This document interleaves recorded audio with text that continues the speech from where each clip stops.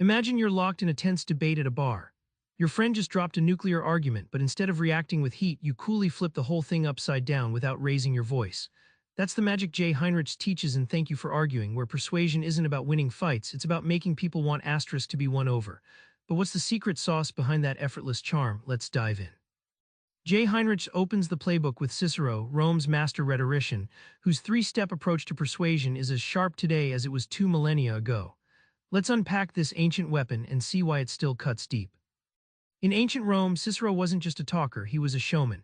Picture him standing before a volatile Senate, blending ethos, his credibility as a statesman, with pathos, tugging at senators' pride and fears, and logos, a logical bulletproof case. Heinrich walks us through this perfect cocktail, showing how each ingredient makes your argument irresistible. Think of argument like directing a blockbuster movie. You set the scene with ethos, the character's trustworthiness, raise the stakes with pathos, the emotional draws, then deliver the plot twist, logos, the hard facts that seal the deal. This orchestration is why some speeches feel electrifying while others flop like a bad sequel. Timing is the unsung hero here. Heinrich points to Stalin's secret, knowing exactly when to drop a dreadful truth to soften its blow. It's like catching a wave. If you're too early or late, you wipe out. Master timing and suddenly you don't just persuade, you command the room's rhythm.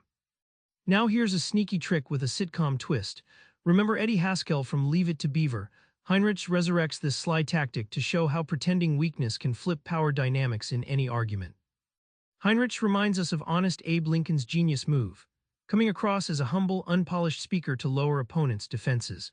Like Eddie Haskell's insincere niceties on TV, Abe's "I'm just a plain country lawyer" act sneaked past skepticism and let his real arguments land unopposed, turning perceived weakness into a winning edge. Imagine a chess player sacrificing a pawn to reign supreme later.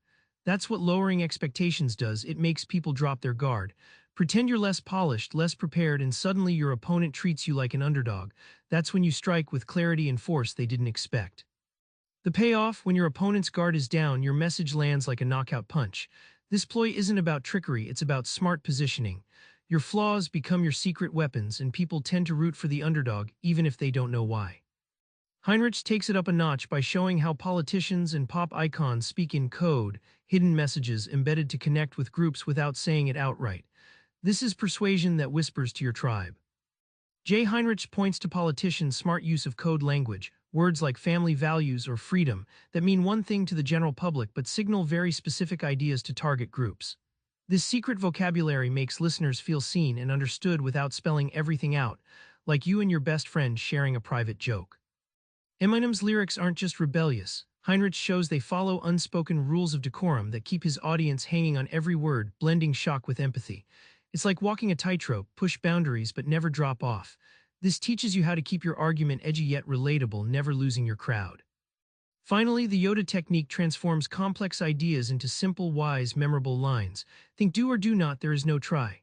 Heinrich argues that reframing thoughts in bite-sized wisdom hooks your audience, making your point less about heavy facts and more about lasting insight, because people remember stories, not lectures.